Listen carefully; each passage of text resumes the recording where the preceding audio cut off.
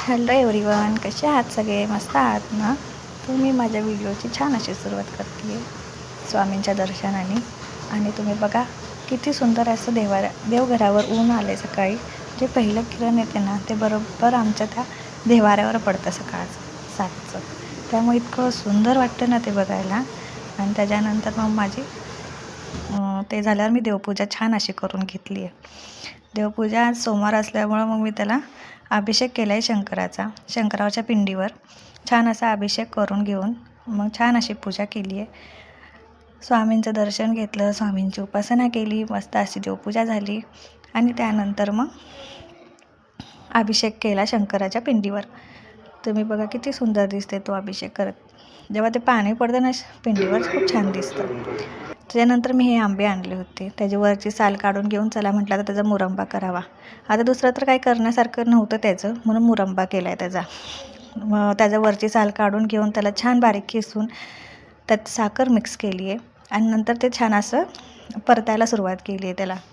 तुम्ही पण ट्राय करा, खूप छान लागतं ते. मी 1-2दा गावाकडे खाल्लं होतं, पण ते आंबे आत्ता मला माझ्या बहिणीने दिल्यामुळं मी आता तो ट्राय केला आहे खरं. पण छान झाला तो चवीला. त्याच्यानंतर मग त्यात थोडीशी आपण वेलची घालू शकतो, थोड्याशा लवंगा घालायच्या, ज्याने की टेस्ट छान येते त्याची. त्यात ते टाकून द्यायचं.